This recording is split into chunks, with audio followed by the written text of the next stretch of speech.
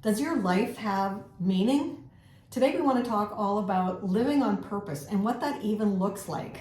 In fact, we want to share with you our favorite definition of what it means to live on purpose. It's our own definition that we've come up with, and it goes like this. Living on purpose means having confidence in who God created you to be and then using the gifts that He's given you for His glory. We love that definition because it talks about, well, we all need confidence. We all want to know what our spiritual gifts are because God has given each one of us a gift. And what is our purpose? Well, I don't think He gives us gifts not to use them for His glory. Yeah, exactly. And in fact, I like to even expand it more than just spiritual gifts and talk about like you have gifts, you have skills, you have talents, and you have abilities. That's right. And when we're using all of those things, like we kind of feel fulfilled. We get recharged when we're leaning into our strengths, right? And think about like what your strengths are and maybe what your weaknesses are. And like if you're constantly leaning into your weaknesses and doing things that are hard for you, like mentally, emotionally, physically, you're going to get pretty like weighed down by that. Versus if you're leaning into those gifts and skills and talents and abilities that God's given you, where you feel like you can contribute in an awesome way and you know it's recharging for you, like that's going to give you like that filled up, fulfilled feeling that's going to make a big difference in like how you walk through each week or each day. It's actually going to give you meaning and purpose. And that is what makes us content. So we're going to talk all about this. We're going to maybe give you some strategies, so stick around, but we just want to introduce ourselves. We're Ruth and Casey. If you're new here, thanks for joining us. Right now, we want you to think about your life. Are you sitting around your house, day in, day out, feeling like you got nothing going on, feeling like you're just always exhausted from just not really anything because you have nothing going on, which is exhausting in its own way, right? Yeah, like a humdrum life. Yeah, exactly. Are you living that life, or are you so busy and so overcommitted that you don't even have time to think for 3 seconds in a day about whether you feel fulfilled or not, right? Overwhelmed. Yeah, we like to say most of us are either completely overcommitted or we are completely undercommitted in our lives, and we lack balance. Surprise, right? It's like the scales. Which way are you tipping today? Yeah, and I think like we've often talked about on our channel, many of us are lacking balance and moderation in like many areas of our life. And if we could just live a life of moderation in most things, man, we would be living an easier life. So really, as we talk about living on purpose and what that means, we have to like identify our current situation, right? Like you might be completely overcommitted to the fact where you don't feel like you have any time to contribute or do anything that fills you up or that makes you feel fulfilled or content. You're just, you know, running from one thing to the next, to the next, to the next, to the next. And there's no balance in that. Or you could be completely the opposite. Have nothing going on in your life and you're feeling so despondent. You're lonely. You're listless.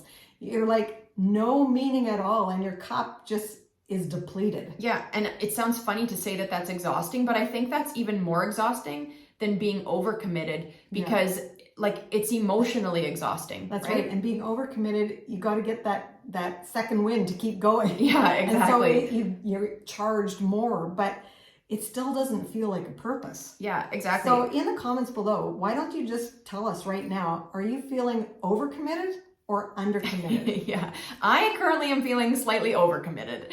What about you? I think right now I'm pretty balanced. Nice. But sometimes I feel undercommitted. Yeah. So yeah, it's really a balancing act. Like I said, which way is the scale tipping today? Because we need to have balance in our life at all times so that we feel healthy and well. And different stages of life, I want to say, you know, can kind of make us feel one or the other. Like I have small kids right now, and so I feel overcommitted, right? Between activities and preschool drop-offs and like it just goes on and on and on. Yeah. And right now, currently in my stage of life, well, I help you with your kids sometimes, but I'm involved in our church. I'm doing an Alpha program. We have a Bible study going on. So I feel like I am getting filled up at Bible study and I am helping at Alpha. So that's why I'm saying I'm pretty balanced right now. Yeah, exactly. I think really, as we talk about being over or under committed, the point is that we need to make space for us to be intentional about living on purpose, right? We need to be intentional about that. Otherwise, the days just float by, whether you're busy or not. Like one day rolls into the next and into the next. And before you know it, weeks, months, years have gone by where you don't feel like you are fulfilled or living a life of contentment or contributing. Yeah. And when we're contributing to society in any way, it makes us feel a little better about ourselves. Like it's not just self-consuming. Yeah. And in fact, we've often talked about the verse from the Bible that talks about like love your neighbor as yourself. And really what that verse tells us is that we have to love ourselves enough to take good care of ourselves emotionally, physically, mentally, like in all of the ways. But that also means that we have to love our neighbors. And that means using the gifts that God's given us to bless them and to serve them and to like contribute to society. And so we have to make a point about living on purpose, which, like we said at the beginning, means having confidence in who God made you specifically to be, and then using those gifts and skills and talents and abilities that He's given you for His glory. Yeah, we love that definition. In fact, we break it down so it's like this: become confident, know your gifts, and then live on purpose using your gifts.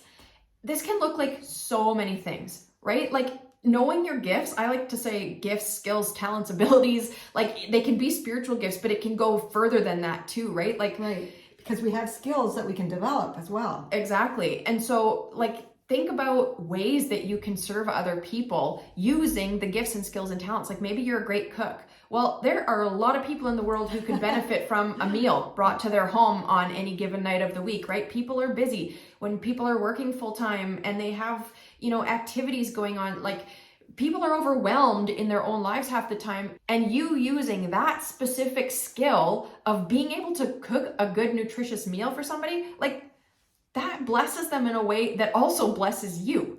Maybe you have the gift of teaching, and right now you're currently not teaching. Well, then you kind of feel like you're not using the gifts that God has given you. So how could you use your gift? It doesn't mean that you have to go teach in a classroom.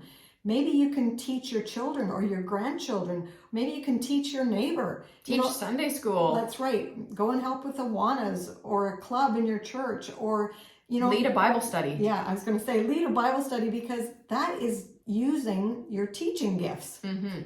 There's so many things that like each of us are gifted uniquely, right? I'm different than you, and I'm different than you.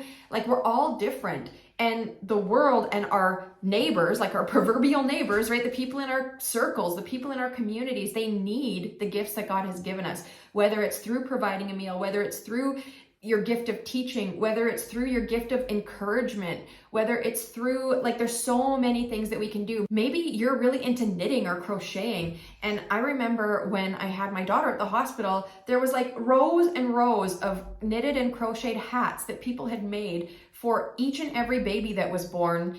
We live where it gets cold, right? That's right. And so like to be able to take this adorable little hat that somebody took the time to make, like that's a really special thing that blesses somebody else. There's so many things we can do. So how do we start to do this? Well, you and I often talk about being intentional. Sometimes we have to just block off a time where that is what the time that we have blocked, we're going to use to be intentional.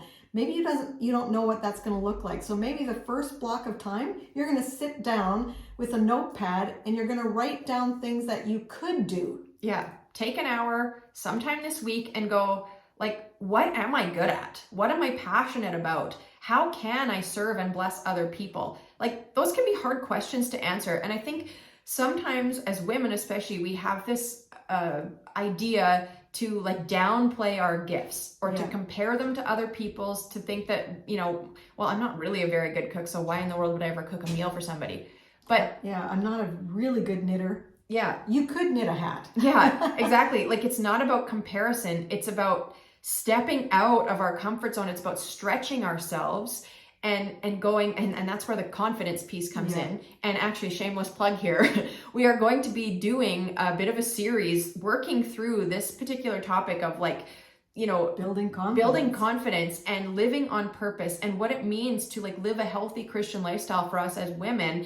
We're going to be doing this as a little bit of a series over the next few weeks. So make sure that you're subscribed to the channel with bell notifications on so that you don't miss our upcoming videos, because next week is all about building confidence. And if you know someone else who also could benefit from building confidence, please share it with them. Yeah, exactly. And so like, I think as we sit down and work through, like, what are we good at? It's about having enough confidence to put yourself out there, to say, like, to volunteer yourself, right? To say, no, I can make a hat. No, I can make a meal. I can get on worship team. I can come teach at Sunday school. I can lead a Bible study. And you know what? We're not saying this is going to be easy. What we're saying is you're stepping out of your comfort zone. You're actually stretching yourself.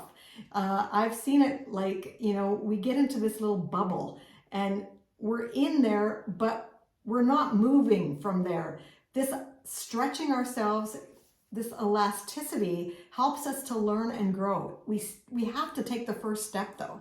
Well, and I think that bubble example is a great one because, like, we talk often about taking baby steps, right? And like, think about a bubble. You could stretch a bubble a little bit at a time, but if you go like, it's going to pop, right? So we have to take baby steps. And I've often in the past used this example, like, if you love to sing, but you've never sung in front of big groups of people, then don't sign up to be on worship team in a church full of like 2,000 people. No. Because that's just like, that's too much. That's too overwhelming. Maybe to start with, you're going to volunteer to like lead a song at your Bible study, right? Yeah. In front of 5 or 10 people. Or maybe you have like... sing in a senior's home. Exactly. So take small steps, right? Otherwise, and that's part of what we're going to talk about next week, is like building confidence, right? We can't take our bubble and all of a sudden stretch it to like a balloon, right? We have to take small baby steps in order to get there effectively. And as you stretch, you become more elastic and you have more elasticity. And so your bubble gets a little bit bigger, and then you have to go out a little bit more and a little bit more. And pretty soon you are overflowing, and your cup is overflowing with meaning in your life,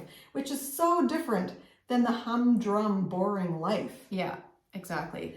So we asked you the question, are you overcommitted or undercommitted? Do you have to learn to say no to certain things if you're overcommitted? Or do you have to step out of your comfort level to say yes if you're undercommitted? Exactly. So really, I think the whole point that we want to get across today is that living on purpose requires us to be intentional. It takes thought and it takes action in order for us to move outside of our comfort zone so that we can bless other people. And blessing other people can be done in like a variety of ways, right? It does not have to be like just at your church. It does not have to be just at your workplace. Like, it's anywhere and anything that we do where we're using the gifts and skills and talents and abilities that God's given us for His glory. So get your notepad out, spend an hour by yourself thinking about what you can do to use your gifts. We're really excited that we have just launched our YouTube membership. The price is $6.99 Canadian, $5.99 US. We have no idea what it is in other areas of the world, but it will show up for you if you click that join button, and you can find out. In our YouTube membership, really what it is it's an amazing way for you to help support us as we continue to grow. And it's a great way for you to have a place where you belong. It's a community where we're going a little bit deeper. We're giving you another video each week where we share from our hearts and go a little deeper and are more vulnerable. And you also get, if you like emojis or badges, you're going to get a badge. We call them shining lights. You're a shining light in our member. Yeah. And where we can have, more discussions, and we were going to respond to your comments. We trust that this video has helped you just think about your life and whether you're overcommitted or undercommitted, because we want you to be living your life on purpose. We've been commissioned to go out and spread the gospel, and we can do that by opening doors using the gifts and skills and talents and abilities that God has given us. So as always, we like to end our videos by saying this: remember that you are a beautiful woman chosen for greatness. And we believe in you.